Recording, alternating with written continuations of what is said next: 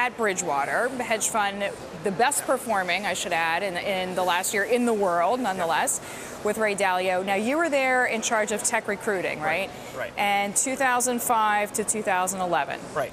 So when you were interviewing candidates and trying to sell them on coming to Bridgewater, did they actually come out and tell you, well, it's between you and Google, or it's between you and a startup? Very common thing to happen for a great technical candidate to get job offers from both technology firms and top hedge funds. Happened like with almost every candidate, I think. And what the candidates were really trying to decide between is I think, one way impacted by whatever happened to be going on in the financial industry at the time. So if the financial industry is doing really well, that looks like a more attractive option. If the financial industry is not doing well. So you feel like they were sensitive to headline news then? Yeah, absolutely. I think, you immediately have to kind of work against an impression of finance is evil anyway. And then I think in recent years with the financial crisis, Occupy Wall Street, that's becoming even more of an issue.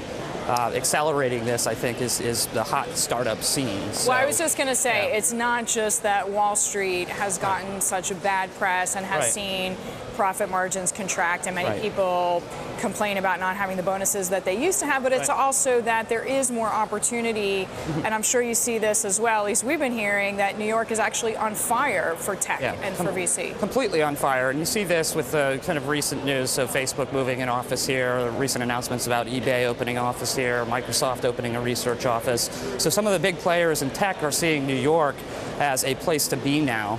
But in addition to that, there are just hundreds of tech startups opening across New York in a very hot hiring scene, very competitive. You see this represented in companies adding all kinds of new perks for their employees and fighting over salaries, things like this. I think there's also an aspect of where the talent wants to go with the big Facebook IPO coming up. And other things like Instagram's, acquisition. $1 billion purchase, right? And so I think, some of these students coming out of college think they're going to be the next Zuckerberg, right? Okay, so they want to do a startup.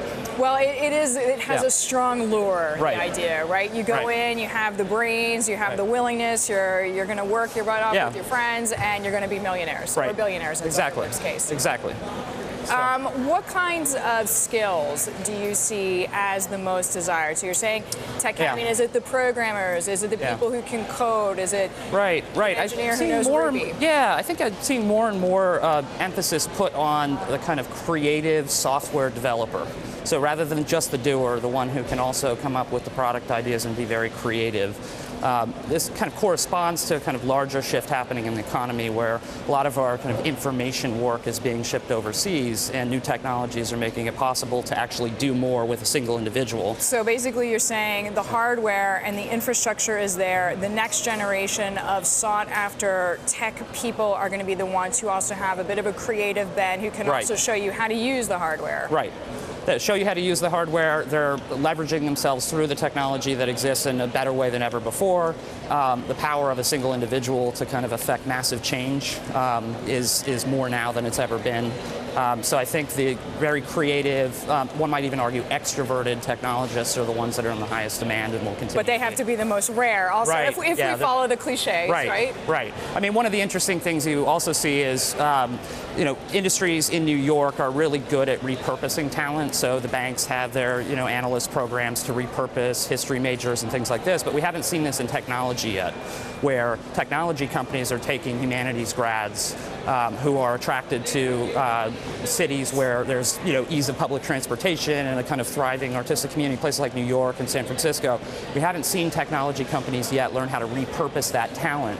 And so I think it's starting. I went to School of Visual Arts 2 nights ago, and the MFA candidates were there with their thesis projects, and there were around a large table some angel investors who were checking out their projects, which are all on iPads, and it seems like more than a few people said to me, honestly, design is the next step. Yeah, design is also really, really hot here in New York right now. A lot of demand for really great designers. Because it's not enough right now that our technology does what we want it to do. We want that interaction to be a great interaction interaction, an easy interaction, a fun interaction.